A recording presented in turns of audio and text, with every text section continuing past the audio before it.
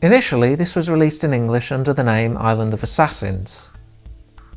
Toshiya Shinohara and Hiroyuki Yano direct this one, while Shoji Yonemura returns as the writer. Emi Shinohara voices leading Lady Ellen this time round. Yuji Ono returns to soundtrack duties full-time too, with a new variant on the opening, as well as our ending, Hitomi wa Wasurenaide, or Don't Forget My Eyes.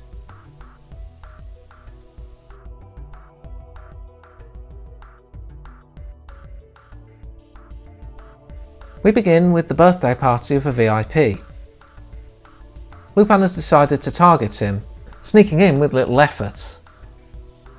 Unfortunately for him, Zenigata's waiting in the safe. Zenigata was tipped off by a calling card, but Lupin tells him it was only sent in his name and that he only decided to come to live up to his reputation. As Zenigata chases Lupin down, the mansion's attacked. A group of assassins move in, killing anyone in their way. Their main target is the owner himself. Lupin's interest is piqued when he spots a woman among the assassins.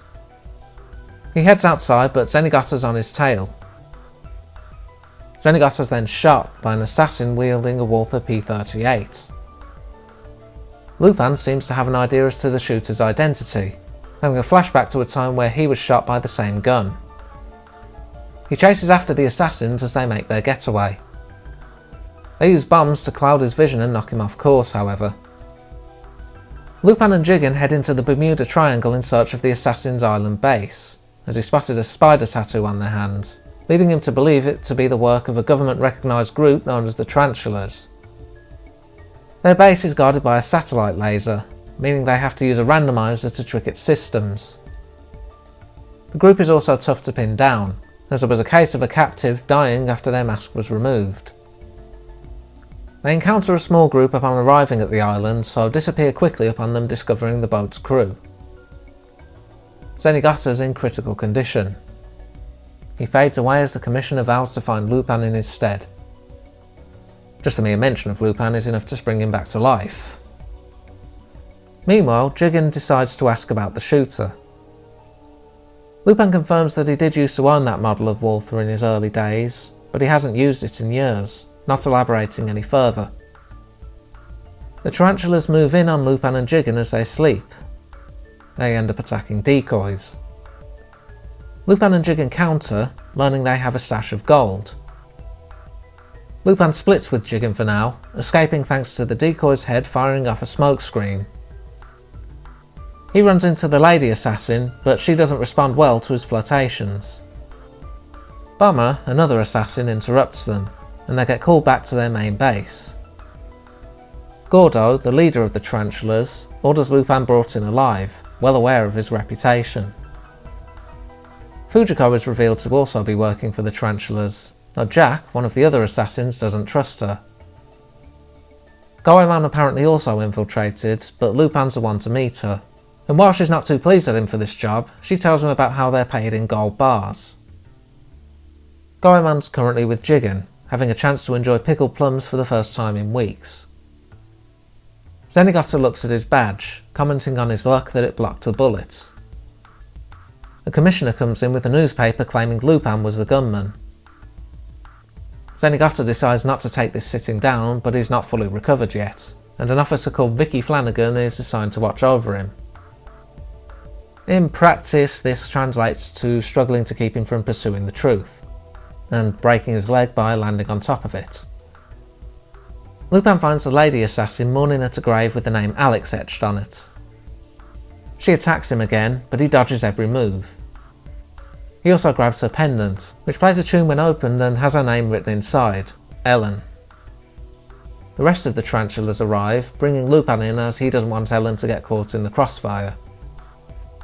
Gordo conscripts Lupin into the Tarantulas, using a device to mark him with their tattoo. The tattoo is the sign of a deadly poison that can only be countered with a gas found on the island. The group make use of tanks while out on a job, that supplies them with roughly 24 hours of gas before they run out. Heading outside, Gordo returns Lupin's gun and prompts him to fire. Lupin calls his bluff, but Gordo dodges it with ease. Pinning him down and satisfied he's shown his power, he assigns Ellen to give Lupin a tour. The island was an old base from World War II that was researching various poisons, which Gordo revived to form his organisation. Most of the group consist of international prisoners, so they have little to lose by joining. Lupin also spots a man attempting to escape getting gunned down. Jack, who was among the escapees' execution squad, makes an attack on Lupin. Lupin holds his own, but other members attack, so Ellen knocks him out for his own safety. Following a dream about the past Walther incident, he wakes up in a medical lab. Ellen introduces him to the doctor, who's working with a group of people looking to defect. They head out to their main base but get intercepted by Bomber. Jig encounters, but Ellen and the doctor explain the situation before things can escalate. Lupin and Jigen are led through a tunnel to the west side of the island. Lupin narrowly avoids a spider bite thanks to the doctor on the way. The base is located in an old ship. They've been restoring it to working use to escape, but the satellite serves as a way of keeping them trapped as much as keeping attackers out. The doctor wants Lupin to get a sample of the poison so he can work on an antidote, offering the gold as payment. Gordo receives a report claiming Jigen was killed. He then meets with Bob Page, I suppose, and gets given a new target for assassination. Jack is up for taking the job, but Gordo decides to send Lupin and Ellen. Ellen sneaks through the vents and slips a tranquilizer into a researcher's coffee. Using a voice filter to impersonate Gordo, she gets what info she can from him. She also snaps some photos detailing the poisons being researched. It's then revealed that this was a disguised Lupin as he meets back with the real Ellen. Fujiko spies on Gordo as he uses an elevator to the gold's location. Meanwhile, Flanagan finds Zenigata at a restaurant. He confirms that while the Walther used was Lupin's, he hasn't had it for some time, but was blockaded on any info on the Tarantulas, however. Zenigata storms out to get the info himself, but Flanagan ends up falling on his other leg as he tries to stop him. Finishing the antidote, the doctor uses himself as a test subject. The plan is for Lupin and Ellen to redirect the satellite's control base and set it to self-destruct when they're sent out on the next mission. While that goes on, Fujiko will lead a team to steal the gold, courtesy of a tunnel being dug by a team headed by Jigen and Bomber. As they talk, the doctor's tattoo fades, indicating the antidote's success. He then hands Lupin a disc that will allow them to hack the satellite's security. Lupin talks with Ellen, learning more about her and Alex, as he was the one to give his life developing the computer virus. He was her younger brother, and the only family she had when their abusive father sold them to the Tarantulas for booze money. She has a fear of betrayal as a result, and suspects Lupin has more reason to be on the island than just the gold, though he only mentions settling something from his past before leaving. The doctor brings Lupin and Ellen their doses of the antidote as they get ready to leave. Jack's suspicious, but none the wiser as some sleight of hand is in play to switch them with nutritional supplements. On the way out, Ellen says to kill her if they don't succeed, so she can at least die with a sense of freedom. Meanwhile, the others dig through to underneath the vault, having Goemon cut it open. Lupin and Ellen arrive at another island and take their doses of the antidote. Ellen takes in her first breath of free air in some time, and Lupin offers to help her confront her past to maintain that freedom. Meanwhile, Zenigata's recuperating in a remote location, but hasn't given up on bringing the Tarantulas down if he can find their base. Lupin pays him a visit with a fruit basket. More important is the card that comes with it. Everyone back on the island ready their own doses of the antidote. One team lays some bombs around to cause a distraction while the others load up on the gold. Lupin and Ellen get to the satellite control facility. Ellen distracts the guards while Lupin recruits scientists with the claim that the main computer's broken. Ellen makes it to the security control room and fights off the guards. Her pendant gets pulled off in a fight with one guard, who takes a chance to tase her when she goes to retrieve it after showing him mercy. More guards arrive, but Ellen's not ready to give up despite the shock. Lupin knocks out the scientist now he's served his purpose, but overhears Ellen's situation over the radio. He finds her pendant after racing over. Increasingly overwhelmed and with no way out, Ellen decides to just end it. She's stopped when she hears the tune from the pendant, courtesy of Lupin. He then rescues her with some help from a cable blasted loose by his lighter. They head to the satellite control room together, but the self-destruct is off by an hour. Back on the island, the bombs go off on schedule, though Jigen worries the blast is too strong. As Lupin tries to get back to join them, the Tarantulas attack the defectors. In a desperate move, the Doctor starts up the ship. Jack moves in on Jigen, who gets some help from Goemon.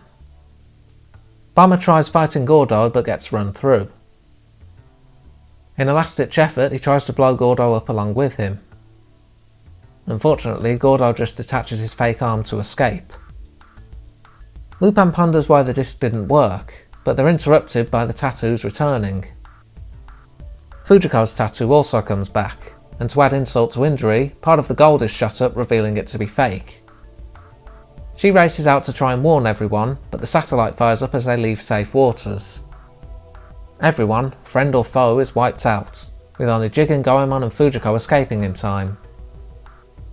The satellite soon turns its attention to Lupin, but they manage to dodge its fire.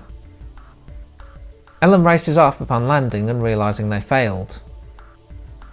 Meanwhile, an injured Gordo contacts Bob Page. While he's talking, the Walther's owner shoots him, though the shady figures aren't too worried as it's one less loose end to cover up. The gunman is revealed to be the Doctor, who was working with Gordo and staged the whole thing. The satellite finally blows up and they make a move for the gold. Of course, greed gets the better of both of them. The Doctor has the upper hand, as the fake blood he shot Gordo with was laced with poison. Ellen then confronts the Doctor, learning that he killed Alex and sabotaged the disc. Overpowering Ellen, the Doctor calls out to Lupin, knowing he's listening in. Lupin reveals the Doctor was a former partner that betrayed him, realising who he was pretty soon after meeting him. Using Ellen as leverage, the Doctor forces Lupin to toss away his gun. He escapes to a blimp, but Lupin pursues with a motorbike. Shooting one of the engines to lower its altitude, he jumps on board. The Doctor takes aim, but Lupin warns he'll ignite the gas, so he switches to melee. The rest of the gang race to the island control room, as a bomb is set to destroy the whole thing. Fujiko hacks in to disable it, but ends up speeding up the countdown. The blimp starts to leave the island's safe zone, causing the tattoo to take effect. Ellen enters, having picked up Lupin's gun, and shoots at the Doctor but gets disarmed. Lupin grabs the gun and hits the Doctor, but Ellen's hit by the Doctor's returning fire. Lupin joins her as the Doctor tries to bargain with them using a dose of an actual antidote, or so he claims. Back on the island, the gang tear up the room and find a bomb with the ever-classic red and blue wires. Goemon cuts the red, as it reminds him of his pickled plums. I wonder if that's why he chose the red door back in Harry Miles' Treasure too. Lupin and Ellen take another shot at the Doctor, cure be damned. The gold comes loose, knocking his body into the ocean. Lupin redirects the blimp to the island, but Ellen's starting to fade, apologising for causing them to lose the antidote. Lupin assures her he'll just make his own for the both of them, but she knows she won't make it, dying in his arms after thanking him for a brief moment of freedom. Meanwhile, Zenigata's on his way to the island thanks to Lupin's card giving the coordinates. The Commissioner orders him back, but unfortunately the signal's really bad as they're in the Bermuda Triangle after all. Not that it'll affect the media circus he's invited along. Lupin pays his last respects to Ellen, buried alongside Alex. He then joins the gang as they leave the island with a supply of gas, intending to find a more permanent cure. His last act is to toss the silver Walther. I don't really know what to think of this one, honestly. Art and animation are still good. The fight scenes certainly have some nice flow to them. That said, the shade of bright yellow for Fujiko's hair looks off, which is weird considering she had a pretty good colour for blonde in the last movie. Plot-wise, it starts off pretty well, giving us a mystery as to who'd shoot Zenigata. Problem is, the answer's a bit underwhelming. The shooter doesn't even get a proper name, just being called the Doctor by everyone. Feels like we don't get enough on him as a character. That said, I suppose it is foreshadowed to some degree, with the spider stab as well as him being the one to set the ship on its fated course. Part of me feels it was a bit too bleak in the final act too. Ellen dying not so much, as she wouldn't be the first leading lady to do so. Not like I mind things going a bit darker too, as I liked Dead or Alive well enough. Same for orders to assassinate Lupin. There's also the two-parter in Series 2 with Cornelia. I think the difference is that at least there's a somewhat hopeful note that they all end on one way or another. Here though, everyone's killed, friend or foe, and the gang themselves are in an uncertain situation going forward, as Lupin and Fujiko are still poisoned. I guess you can infer that Lupin developed an antidote based on the Doctor's note, but there's almost a feeling the gang themselves might not have made it to the end if not for plot armour's sake. Still, this one does seem to be regarded well by most fans, and I'd say it's at least worth a watch despite my grievances, so maybe give it a look if you're after a darker toned story. Next time, Zenigata takes centre stage as he helps a girl with her memories as the gang face a crisis in Tokyo. Until then,